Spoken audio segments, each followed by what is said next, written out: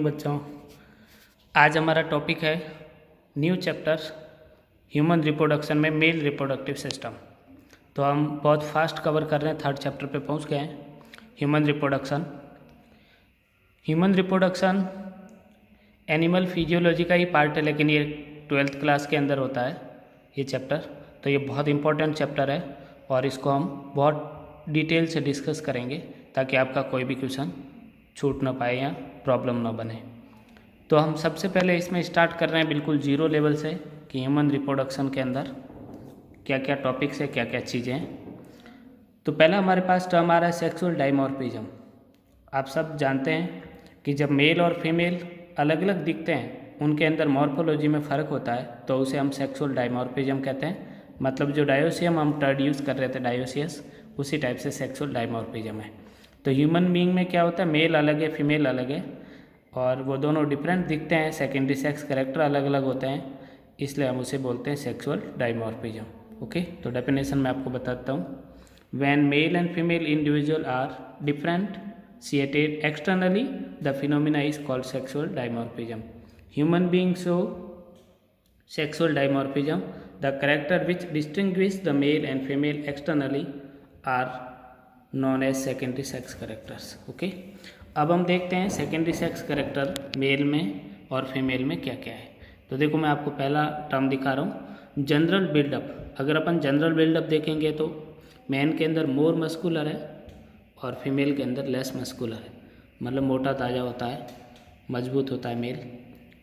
Aggressiveness की हम बात करें तो नॉर्मली मेल होता है वो ज़्यादा एग्रेसिव होता है, गुस्सा ज़्यादा आता है, और फीमेल कम होती है क्योंकि टेस्टोस्टेरोन होता है वो मेल में ही होता है और वो उसके लिए रिस्पॉन्सिबल है। हेयर ग्रोथ की अगर हम बात करें तो फेशियल में देखें, अगर फेस के ऊपर देखें तो बियर्ड और मूंछें होती है आदमी में, लेकिन फीमेल में ये नहीं होता। और अगर दुर्भाग्यवश किसी फीमेल में है तो दिक्कत है फिर। एक्जिलरी मतलब आपकी जो बाहें होती है उसमें प्रेजेंट होते हैं हेयर, फीमेल के भी प्रेजेंट होते हैं। जो प्यूबिक हेयर का मतलब जेनेटल ऑर्गन के पास, hair distributed more lateral and upward toward the umbilicus. ज़्यादा घने बाल होते हैं मेल में और फीमेल में भी। Upward growth not so mark and is more horizontal growth ज़्यादा, उसमें अपवर्ड ग्रोथ ज़्यादा होती है। मतलब जेनेटल ऑर्गन वैजाइना के आसपास ज़्यादा होंगे, लेकिन मेल के अंदर ऊपर अम्बिलिकल कॉर्ड तक भी, सेस्ट तक भी हेयर जाएंगे। अगर हम सेस्ट की बात करें तो हेयर प्रेजेंट होंगे, पर फीमेल के सेस्ट पे हेयर नहीं होते। अब हम आते हैं मेमरी ग्लैंड। तो मेमरी ग्लैंड तो अंडर डेवलप है क्योंकि हम लोगों के अंदर अंडर डेवलप क्या अनडेवलप्ड है, मेल के अंदर डेवलप नहीं होती, लेकिन फीमेल के अंदर वेल डेवलप होती है। और अगर इसका उल्टा होता है तो फिर आप समझ जाओ दिक्कत है। स्किन मोर हेयरी होती है, स्किन के ऊपर बाल ज़्यादा होते हैं मेल में, उसमें लेस हेयरी होती है। अगर हम शोल्डर की बात करें तो ब्रॉड होते हैं, ताकतवर होते हैं, उनके ब्रॉड नहीं होते। पेल्विस की बात करें तो ब्रॉड नहीं होता, लेकिन फीमेल में ब्रॉड होता है, ध्यान रखना। पेल्विस को बच्चा रखना है तो फीमेल के अंदर पेल्विस चौड़ा होता है, तो उसके हिप्स और कमर के नीचे का पार्ट थोड़ा चौड़ा होता है, वाइड होता है as compare to male. Larynx की बात करें तो मोर अपेरेंट होता है, बाहर निकला हुआ होता है, जिसे हम एडम्स एप्पल्स कहते हैं। मेल में ये ज़्यादा बाहर प्रोमिनेंट होता है, फीमेल में ये कम होता है। फिर वॉइस की बात करें तो लो पिच्ड और इसमें हाई पिच्ड, मतलब तीखी होती है फीमेल की आवाज़। फीमेल कैसे बोलती है, थोड़ी शार्प साउंड होती है। ब्रीथिंग की बात करें तो प्रीडोमिनेंटली एब्डोमिनल है, प्रीडोमिनेंटली थोरेसिक है। मतलब हमारी जो है एब्डोमिनल पार्ट भी इन्वॉल्व होता है, उनके अंदर थोरेसिक तक रहता है। बीएमआर की बात करें तो हाई होती है क्योंकि हम लोग ज़्यादा हार्ड वर्क करते हैं एज़ कम्पेयर टू फीमेल, और उनमें इतनी हाई नहीं होती। कुल मिला के आपको मेल के अंदर सारी मर्दानगी वाली बातें देखने को मिल रही है और फीमेल के अंदर मर्दानी वाली। और अगर उल्टा हो रहा है तो फिर ये आजकल वैसे भी ज़्यादा देखने को मिल रहा है उल्टा, तो ये दुर्भाग्य है क्योंकि आजकल का खान पान सही नहीं है, तो बहुत अनयूजुअल चेंजेज हो रहे हैं। जो लड़कों में होना चाहिए था वो लड़कियों में हो रहे हैं, और लड़कियों वाले कैरेक्टर लड़कों में आ रहे हैं। अब हम आते हैं डेवलपमेंटल पीरियड। मतलब हम लोग जब पैदा होते हैं तो क्या पीरियड होते हैं। एक तो एम्ब्रियोनिक पीरियड हुआ हमारा। एम्ब्रियोनिक पीरियड लैंग्वेज बताता हूँ पहले आपको। दे इंक्लूड एम्ब्रियोनिक और prenatal and post embryonic या पोस्ट नेटल। नेटल का मतलब होता है जब आप बहुत छोटे हैं, बच्चे हैं, यूट्रस के अंदर है, तो उससे पहले पहले तो आपका प्री नेटल है, एम्ब्रियोनिक पीरियड है, जब आप माँ के पेट के अंदर रहते हैं, वॉम या यूट्रस के अंदर रहते हैं। और उसके बाद में पोस्ट नेटल का मतलब है डिलीवरी होने के बाद में, बर्थ टू द डेथ। तो पोस्ट नेटल वार्ड और प्री नेटल वार्ड, एंटीनेटल, 3 तरह के वार्ड होते हैं। आप गायनी वार्ड में जाओगे हॉस्पिटल में, जो फीमेल का वार्ड होता है, जो फीमेल अभी प्रेग्नेंट नहीं हुई है और कोई भी प्रॉब्लम आती है तो हम प्री नेटल वार्ड में चेक करते हैं। अगर वो प्रेग्नेंट है तो एंटीनेटल, और डिलीवरी होने के बाद पोस्ट नेटल वार्ड में रखते हैं। अब हमारे पास आता है मेजर रिप्रोडक्टिव इवेंट्स। क्या क्या होता है हमारे रिप्रोडक्टिव इवेंट्स में, क्या क्या चीज़ें आती हैं। तो मेजर रिप्रोडक्टिव इवेंट्स क्या क्या है। सबसे पहले तो हम जैसे ही मैच्योर होते हैं हम गैमिट बनाने लगते हैं, तो इस प्रोसेस को गैमेटोजेनेसिस कहते हैं। Formation of gametes it include spermatogenesis मतलब स्पर्म का बनना, एंड oogenesis मतलब ओवम या एग का बनना। तो गैमेटोजेनेसिस होने के बाद क्या करेगा, जब मेल और फीमेल के बीच में सेक्स होगा तो मेल अपने गैमिट्स या सीमन फीमेल के वैजाइना में पुट करेगा उसकी बॉडी में, उसे इंसेमिनेशन कहते हैं। ओके, उसके बाद में देखो एक टर्म यहाँ पे नहीं दिया, फर्टिलाइजेशन दे दिया, लेकिन इससे पहले होता है कैपेसिटेशन। मतलब स्पर्म फीमेल की वैजाइना में जाने के बाद जो रिप्रोडक्टिव ट्रैक में उसमें ट्रैवल करता है, उसमें वो न्यूट्रिशन गेन करता है, उसे कैपेसिटेशन कहते हैं। उसके बाद दोनों गैमेट फ्यूज होते हैं, उसे हम फर्टिलाइजेशन कहते हैं। ये फैलोपियन के मिड पार्ट में होता है, तो fallopian tube is the site of fertilization in female. अब देखो जाइगोट बन गया, तो जाइगोट बनने के बाद क्या होगा, जाइगोट में माइटोटिक डिवीजन होंगे, जाइगोट में डिवीजन होने लग जाएंगे, साइज नहीं बढ़ेगी, सेल का नंबर बढ़ेगा। इस डिवीजन को हम क्लीवेज कहते हैं, रैपिड माइटोटिक डिवीजन। ध्यान रखना, मेल और फीमेल के गैमेट हैप्लॉइड थे, दोनों ने मिलकर जाइगोट बनाया डिप्लॉइड, जिसमें 46 क्रोमोसोम है, और हमें ज़िंदगी भर 46 ही रखना है, तो मियोसिस तो होगा ही नहीं। तो जाइगोटिक मियोसिस हमारे अंदर नहीं होता, लेकिन लोअर प्लांट्स में हमने पढ़ा था, लोअर ऑर्गेनिज्म में जाइगोटिक मियोसिस होता है, जिसके पेरेंट हैप्लॉइड होते हैं। अब जाइगोट बन गया तो ये जाके यूट्रस के अंदर एंडोमेट्रियम में इम्प्लांट होगा, मतलब चिपकेगा, उसे इम्प्लांटेशन कहते हैं। Attachment of blastocyst to the uterine wall, ये ब्लास्टोसिस्ट मैं आपको बता दूंगा, स्टेज होती है जाइगोट के डेवलपमेंट की। फिर आता है प्लेसेंटेशन का मतलब होता है बच्चा जिस स्ट्रक्चर से इम्प्लांट होता है उसे हम प्लेसेंटा कहते हैं, और ये न्यूट्रिशन देने के लिए, वेस्ट प्रोडक्ट कैरी करने के लिए मदर और चाइल्ड के बीच में, फीटस के बीच में रिलेशन है प्लेसेंटा। फिर गैस्ट्रुलेशन का मतलब होता है जर्मिनल लेयर बनने लग जाएगी, इसमें बच्चे का पार्ट ये डिसाइड कर देगा कि कौन सा ऑर्गन किस पार्ट से बनेगा। तो मीजोडर्म, एक्टोडर्म, एंडोडर्म बनने को ही हम गैस्ट्रुलेशन बोलते हैं। फिर ऑर्गेनोजेनेसिस का मतलब होता है formation of specific tissue organ system, उसे हम ऑर्गेनोजेनेसिस कहते हैं, और उसके बाद में डिलीवरी हो जाती है, तो उसे बोलते हैं पार्सुरेशन या चाइल्ड बर्थ, लेकिन देसी लोग उसको डिलीवरी बोलते हैं, डॉक्टर्स उसको पार्सुरेशन बोलते हैं। लेकिन दुर्भाग्यवश अगर बच्चा मैच्योर नहीं है, 38 to 42 वीक का नहीं हुआ है, 9th मंथ के अप्रॉक्स नहीं हुआ है, उससे पहले ही अगर गिर जाता है तो उसे एबॉर्शन कहते हैं। ओके, और मरा हुआ बच्चा पैदा होता है तो उसे स्टिल बर्थ कहते हैं। ध्यान रखना, ये टर्म थोड़ी एक्स्ट्रा थी जो MBBS में आप पढ़ोगे आगे जाके। ज़्यादा मैं आपको मेरी डॉक्टरी नहीं बताऊँगा, क्योंकि अभी वो आपके काम की नहीं है चीज़ें। अगर बताने लग गया तो एक घंटा तो हर एक टॉपिक पे ही निकल जाएगा, क्योंकि हमने जितना MBBS में रिसर्च किया है ह्यूमन बॉडी पे, तो उतना PhD वाले भी नहीं पढ़ पाते हैं। तो मैं आपको उतना ही करवा रहा हूँ जितना आपके सिलेबस में है। ह्यूमन मेल रिप्रोडक्टिव सिस्टम हम कंटिन्यू कर रहे हैं। तो इसमें हमारा पहला टॉपिक आता है स्क्रोटम। देखो, स्क्रोटम वो पाउच जैसी स्ट्रक्चर है जिसमें टेस्टिज रखे होते हैं, और इसके बारे में मैं आपको सारी चीज़ें इस लैंग्वेज के अकॉर्डिंग ही समझा देता हूँ ताकि आप अच्छे से पढ़ पाओगे। It is pouch of deeply pigmented skin divided into 2 separate sacs, each sac contain 1 testis. मतलब ह्यूमन मेल के अंदर 2 टेस्टिस होते हैं तो 2 स्क्रोटम होंगे दोनों साइड में, पेनिस के लेटरल साइड में होते हैं दोनों। The normal temperature of testis is scrotum is about 2 to 2.5 degree lower than the internal body temperature. यही कारण है कि टेस्टिस को हमने बॉडी से बाहर लाया है, ताकि स्पर्मेटोजेनेसिस के लिए फेवरेबल टेम्परेचर 2 से 2.5 डिग्री कम होना चाहिए एब्डोमेन की कंपेयर, पेट की compare. This temperature is the ideal temperature for developing sperm. When the body is chilled, the smooth muscle contract and bring the testis closer to the pelvic cavity. मतलब आप देखते हो सर्दियों में या ठंड के टाइम में टेस्टिस सिकुड़ कर ऊपर आ जाते हैं। मतलब आपके पेल्विक रीजन की तरफ, मतलब ऊपर आना, आप वर्टिकली आदमी को खड़ा करके देखोगे तो ऊपर उठते हैं, सिकुड़ जाते हैं। सब में होता है, जो भी मैमल्स है सबके टेस्टिस जैसे ही सिकुड़ कर ऊपर आते हैं सर्दियों में। तो इसे कॉन्स्ट्रिक्शन होता है, स्मूथ मसल की वजह से होता है। इसके अंदर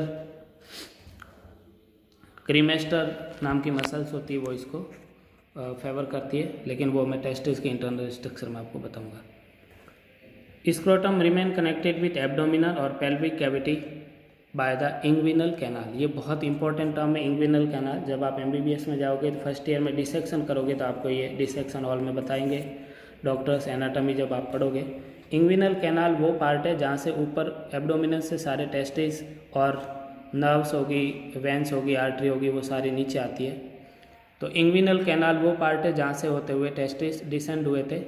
हाथी के अंदर डिसेंड नहीं होते, ऊपर रह जाते हैं। अगर इंग्विनल कैनाल में नीचे नहीं आते हैं टेस्टिस तो हम उसे अनडिसेंडेंट टेस्टिस कहते हैं। इंग्विनल कैनाल, तो ये टर्म ध्यान रखना।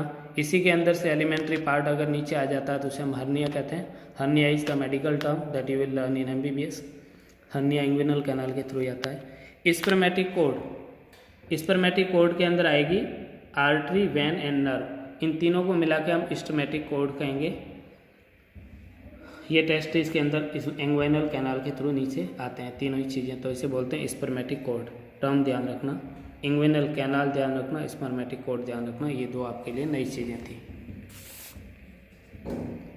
अब क्या होगा, there is pair of testis, they are suspended in the scrotum by spermatic cord. आपको बता ही दिया, दोनों स्पर्मेटिक कोड दोनों तरफ जुड़े रहते हैं। Fibrous cord that extend from the caudal end of the testis to the scrotal wall is called gubernaculum. ये फाइब्रस कोड है जो एक्सटेंड होता है, आपका कॉर्डल एंड होता है टेस्टिस का, मैं आपको टेस्टिस के इंटरनल स्ट्रक्चर में बताऊंगा। वहाँ से लेके स्क्रोटल वॉल तक को गुब्रेनाकुलम बोलते हैं। Not important, it you will learn in MBBS। Each testis is oval in shape with the length of about 4 to 5 centimetre and 2 to 3 centimetre. Means आप देख सकते हो 4 into 5 into 2 into 3 इसका डायमीटर है टेस्टिस का। बाकी पर्सन टू पर्सन वेरी भी कर सकता है। The peritoneum called mesorchium support the testis. ये पेरिटोनियल वॉल से जुड़ने के लिए ये स्ट्रक्चर का नाम है। ये भी आप एनाटॉमी में पढ़ोगे, इतना आपके लिए काम का नहीं है। ओके, तो मैं अब आपको बता देता हूँ मेल का रिप्रोडक्टिव ट्रैक का डायग्राम, उसके बाद में मैं आपको आगे की चीज़ें पढ़ाऊँगा। पहले आप डायग्राम देख लो। देखो, ये है मेल का रिप्रोडक्टिव ट्रैक। ये आपको मैं थोड़ी देर फोकस कर रहा हूँ ताकि आप इसको देख पाओ। अब मैं एक एक करके चीज़ आपको समझा रहा हूँ। देखो, यहाँ से हम शुरू कर रहे हैं। ये जो पार्ट है जहाँ पे मैंने मेरा अंगूठा रख रखा, गुब्रेनुकुलम, मैंने आपको बताया था ये स्ट्रक्चर। उसके बाद में अंदर जो वाइट अपीयरेंस आ रही है वो टेस्टिस है। टेस्टिस के पास से एक स्ट्रक्चर निकल रही है एपिडिडाइमस, फिर नली ऊपर जा रही है tube like structure was difference. तो पहले आप स्क्रोटम देख लो। स्क्रोटम क्या है, कवरिंग ऑफ टेस्टिस। टेस्टिस के चारों तरफ जो कवरिंग है वो स्क्रोटम, इस पे हेयर्स होते हैं। अंदर जो बॉल लाइक स्ट्रक्चर है वो टेस्टिस है। टेस्टिस के हम इंटरनल स्ट्रक्चर नेक्स्ट पेज पे पढ़ेंगे। अब आप देखो, मैं इसको रास्ते को फॉलो कर रहा हूँ, इस पाथ को फॉलो कर रहा हूँ, आप मेरे साथ साथ चलो। इसके पोस्टीरियर में आपको एनस नज़र आ रही है। हमारा जो टेस्टिस होता है एनस से थोड़ा दूर होता है। फीमेल का वेजाना एनस के ज़्यादा प्रॉक्सिमल होता है। तो फीमेल के अंदर वेजाइनल इन्फेक्शन ज़्यादा इसलिए होते हैं due to proximity of anal canal as compare to human. Male female are more suspect to infection, reproductive tract के इन्फेक्शन। फिर हम ऊपर आ रहे हैं, देखो वॉस डिफरेंस ऊपर आ रही है। ये आगे आके जा रही है आपके पेनिस से जस्ट ऊपर से होते हुए। तो हम ऑपरेशन के टाइम यहीं से कट लगा के इसको ब्लॉक करने की कोशिश करते हैं। ये सबसे प्रॉक्सिमिटी है ऑपरेशन की। उसके बाद हम ऊपर जाते हैं तो घूम के ये देखो, ये जो पूरा ट्रैक घूम के जो आ रहा है, ये कहाँ आया, नीचे। इसके पास में एक ये स्ट्रक्चर आपको नज़र आ रही है, ये वाली, ये क्या है, सेमाइनल वेसिकल। मैं सिर्फ उस पाथ को फॉलो कर रहा हूँ। उसका नाम पहले आपका एपिडिडाइमस था, फिर देखो वॉस इप्रेंस था। ये वॉस इप्रेंस है, वॉस इप्रेंस। उसके बाद में हम लोग उसका नाम दे देते हैं डिफरेंस। तो वॉस डिफरेंस होगी, फिर यहाँ आते हुए वॉस इप्रेंस होना चाहिए था, ये बाई मिस्टेक लिखने में आ गया। बच्चों ये देख लो, वापस से बता रहा हूँ, एपिडिडाइमस के बाद ये वॉस इप्रेंस है, डिफरेंस नहीं है, इप्रेंस है। डी की जगह ई कर देना। इसके बाद में यहाँ पे आप जब आओगे तो ये वॉस्ट डिफरेंस है, ये वॉस्ट डिफरेंस है, ये डिस्टल पार्ट है, टेस्टिस से दूर चलेगी इसलिए डिफरेंस। फिर आप आ रहे हो तो आपको एक पाउच जैसी स्ट्रक्चर नज़र आ रही है, ये वाली, ये है सेमाइनल वेसिकल। इसके अंदर स्पर्म आके इकट्ठे होते हैं, उस पूरे रास्ते से स्पर्म ट्रेवल करते हुए टेस्टिस से आके यहाँ इकट्ठे होते हैं, यहाँ इसको नॉरिशमेंट मिलता है, मैच्योरेशन मिलता है। इसके बाद में जो नीचे नली है उसका हम नाम दे देंगे इजेकुलेटरी डक्ट। ये देखो इजेकुलेटरी डक्ट नाम दिया हुआ है। इजेकुलेटरी डक्ट इसलिए नाम दिया है क्योंकि इजेकुलेशन कब होता है, जब सेक्स होता है। तो सेक्स करने के बाद में जब सीमन रिलीज होता है मेल की बॉडी से फीमेल की बॉडी में, मतलब पेनिस से जब सीमन निकलता है, उसी समय ये सीमन आने के लिए ही रास्ता खुलता है, इसलिए इसका नाम है ejaculatory duct, because it open during ejaculation only. Ejaculatory duct आगे आके फ्यूज हो रही है तो उधर से ऊपर से ये आपको जो स्ट्रक्चर नज़र आ रही है यूरिनरी ब्लैडर। ओके, मैं पेन से बताता हूँ उसको।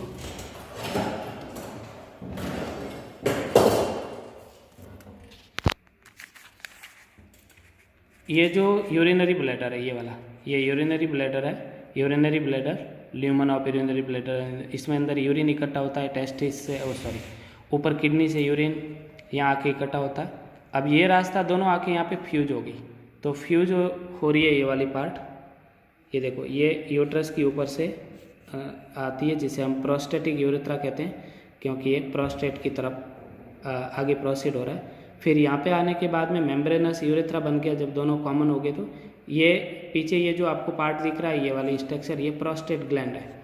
Prostate gland milky liquid secrete करती है, जिसमें एंजाइम्स वगैरह होते हैं, एल्कलाइन फ्लूइड होता है, ये न्यूट्रलाइजेशन करता है। यूरिन एसिडिक होता है तो स्पर्म उसके अंदर मर न जाए, इसलिए उसको न्यूट्रलाइज करने में काम करता है, थोड़ा बहुत लुब्रिकेशन में भी हेल्प करता है। तो प्रोस्टेटिक ग्लैंड का काम होता है, मिल्की अपीयरेंस जो सीमन की आती है वो इसी के कारण आती है। इसमें कैल्शियम कार्बोनेट, एंजाइम्स और अदर प्रोटीन, फैट्स वगैरह होते हैं।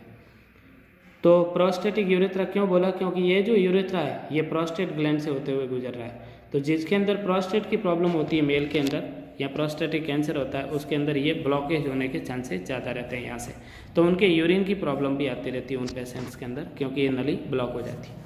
उसके बाद देखो, जैसे आप नीचे आओ, जब आप यहाँ पे नीचे आओगे, मेम्ब्रेनस यूरेथ्रा हमने किसका नाम दिया है, क्योंकि प्रोस्टेट से नीचे वाला पार्ट का नाम हमने मेम्ब्रेनस यूरेथ्रा दिया। फिर मैं आपको लैंग्वेज वापस से बताऊंगा, अभी आप डायग्राम से समझने की कोशिश करो।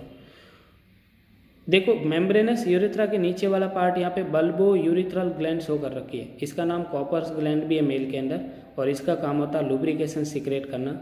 जैसे मशीनों के अंदर ग्रीस काम करता है, वैसे ये यहाँ पे काम करता है। जब कॉपुलेशन होता है, मैटिंग होती है, सेक्स होता है, इंटरकोर्स होता है, तो उस टाइम में पेनिस और वेजाना के बीच में फ्रिक्शन नहीं हो, उसको लुब्रिकेट करता है पेनिस को, उसे हम बल्बो यूरिथ्रल ग्लैंड या कॉपर्स ग्लैंड कहते हैं। फीमेल के अंदर बार्थोलिन नाम होता है इसी ग्लैंड का, जो कि इसके सिमिलर एनालॉगस है, इसके जैसा काम करती है फीमेल। फिर हम आगे की तरफ बढ़ते हैं, आगे की तरफ बढ़ते हैं तो ये देखो कॉमन रास्ता हो गया, ये जो आपका मस्कुलर कवरिंग आने लग गई। इसके बाद हम आगे जाएंगे तो ये आ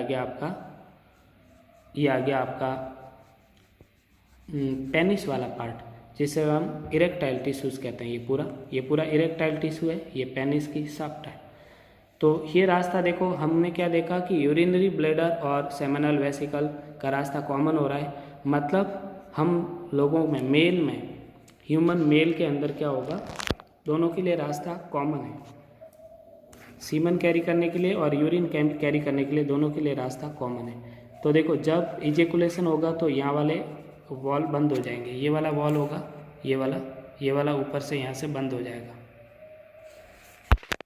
देखो, मैंने आपको मार्क करके बताया, जब सीमन को निकलना होगा तो मैंने जो ब्लूइश पार्ट ब्लॉक किया है, वहाँ से यूरिन का आना बंद हो जाएगा और सीमन नीचे से होते हुए निकल जाएगा। और इसका उल्टा, जब इजेकुलेशन नहीं है, सेक्स नहीं हो रहा है, तो ये वाला लाइन का क्रॉस उधर कर लेना।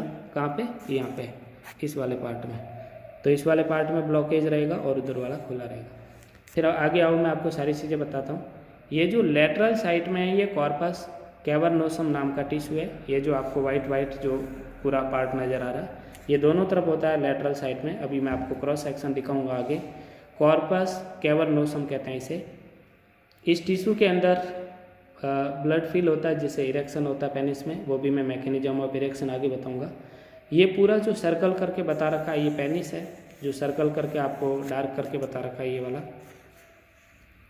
ये जो सर्कल है ये पेनिस है। फिर देखो यूरेथ्रा का रास्ता अभी तक कंटिन्यू है, ये पेनिस के अंदर यूरेथ्रा है इसलिए इसका नाम है पेनाइल यूरेथ्रा। तो हमने 3 तरह के यूरेथ्रा पढ़े, prostatic urethra, membranes urethra and penile urethra.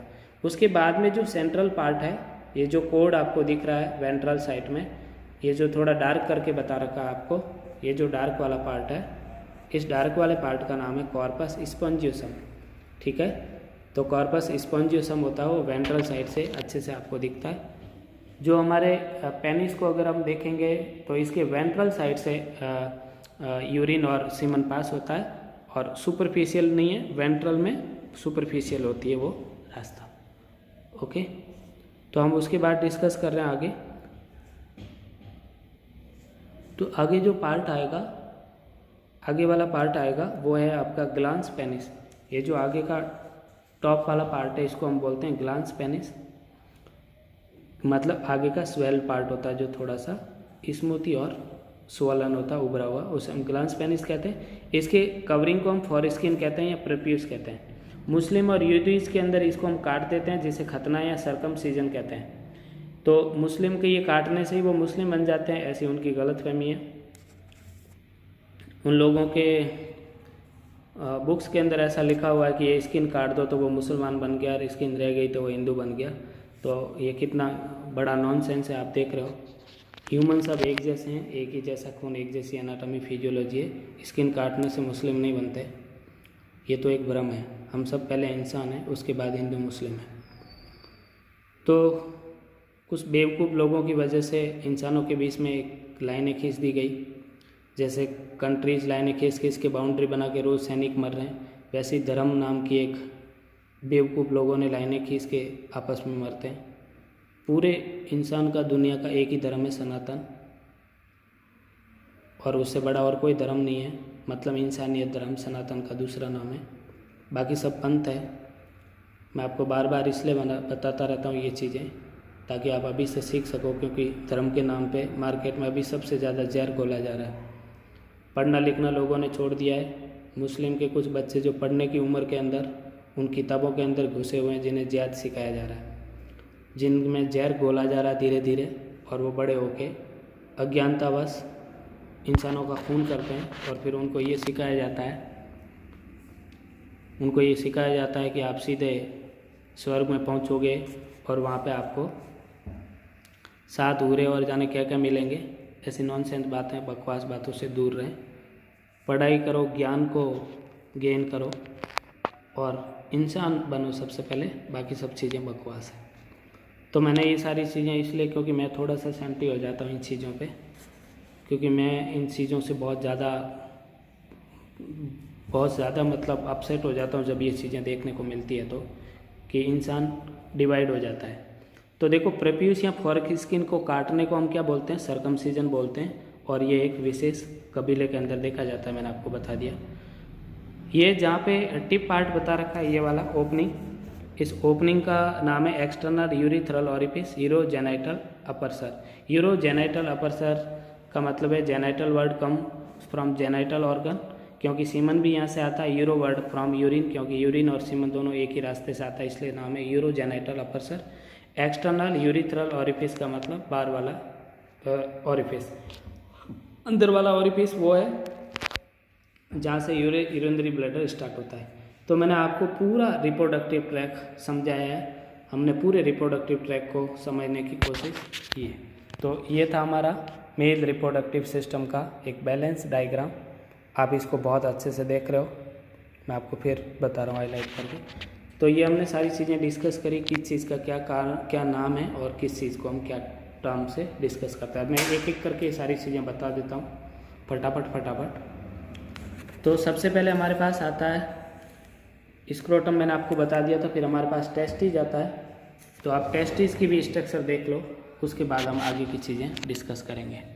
देखो, अगर आप टेस्टिस को देखोगे तो वहाँ तो आपको टेस्टिस के अंदर वापस ये सारी चीज़ें इंटरनल स्ट्रक्चर नहीं बताई थी, सिर्फ आपको ये एपिडिडाइमस बता दिया था। ये एपिडिडाइमस में देखो, टेस्टिस से जैसे निकल रही है नली, उसका नाम वॉस इफ्रेंसिया है, और फिर ऊपर जाने के बाद, यहाँ जाने के बाद इसका नाम वॉस डिफरेंस हो जाएगा।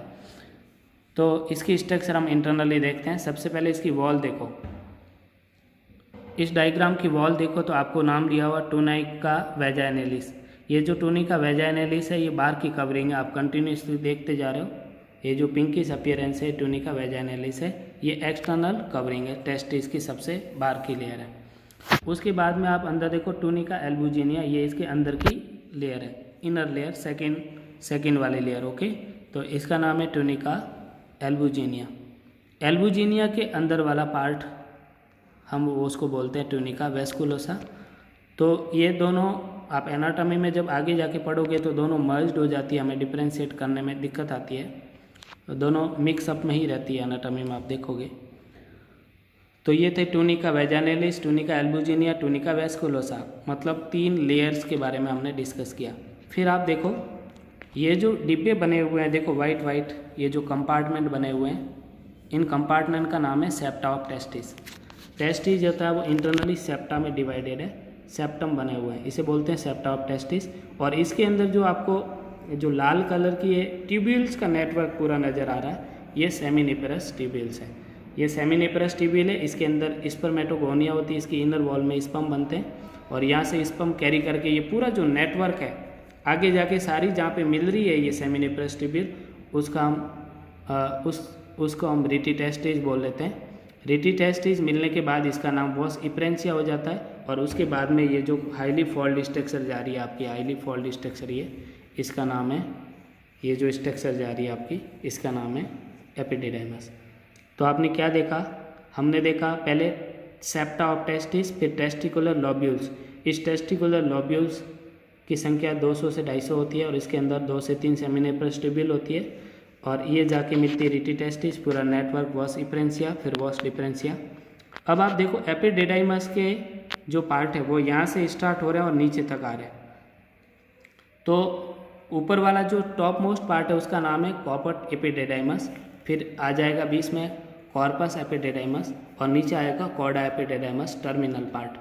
तो कॉपट क्या है सबसे आगे वाला और बीच वाला कॉर्पस एपिडिडाइमस मिडल पार्ट और आगे आप नीचे आओगे तो कॉर्डा एपिडिडाइमस, मतलब 3 पार्ट होते हैं एपिडिडाइमस के जिनके ये टर्म्स हैं। वैसे आप सिंपली एपिडिडाइमस याद रखोगे तो एनसीईआरटी में तो इतना ही है। फिर इसका नाम वॉस डिफरेंस हो गया, वॉस डिफरेंस को ही हम काट के हम वेसेक्टोमी करते हैं, मेल का जो ऑपरेशन करते हैं। फिर ये ऊपर लाइन जाने के बाद में फिर ऊपर का ट्रैक तो मैंने आपको बता ही दिया था। ये देखो टेस्टिस से जब इमर्ज आउट हो रहा है, ये टेस्टिस यहाँ स्ट्रक्चर पड़ी हमने इतनी, फिर ऊपर ये जो रास्ता जा रहा है ये वाला, तो वॉस डिफरेंस नहीं वॉस इप्रेंस तक ही बता रखा है। ये वाली टर्म मैंने आपको बताई थी नहीं, ये मिस प्रिंट था, एपिडिडाइमस के जस्ट ऊपर लिखा हुआ नहीं, वॉस इप्रेंस है, डिफरेंस नहीं है, डिफरेंस तो यहाँ पे है। ओके, तो हमने यहाँ पे क्या देखा, हमने ये टेस्टिस की इंटरनल स्ट्रक्चर देखी है जिसके अंदर हमने पहले 3 वॉल के बारे में पढ़ा। 3 वॉल पढ़ने के बाद में हमने सेप्टा पढ़ा, सेप्टा के अंदर लोब्यूल्स पढ़े, लोब्यूल में सेमिनिफेरस ट्यूब्यूल पढ़ी, सेमिनिफेरस ट्यूब्यूल मिल के रिटी टेस्टिस बनाया, फिर वॉस इप्रेंसिया, फिर एपिडिडाइमस। एपिडिडाइमस के 3 पार्ट पढ़े हमने, कॉपट, कॉर्पस और कॉर्डा। उसके बाद वॉस डिफरेंस और आगे का मैंने आपको पहले ही बता दिया। हम इन सब चीज़ों के जितना भी वेल लेबल डायग्राम हमने देखा, इनका एक एक का फंक्शन नेक्स्ट क्लास के अंदर डिस्कस करेंगे। आज मैंने सिर्फ एनाटॉमी बताई आपको, अभी तक फिजियोलॉजी नहीं बताई, फंक्शन नहीं बताए। ओके, तो आप इसकी रिसर्च कर लेना, मैंने आपको बहुत डिटेल्स और बेस्ट तरीके से एक्सप्लेन किया है हाईली मैग्नीफाइड डायग्राम से। सो उम्मीद करता हूँ आप सबको अच्छा लगा होगा। कमेंट, लाइक, शेयर ज़रूर करना, ये आप लोगों की ड्यूटी है। Thank you so much for watching it.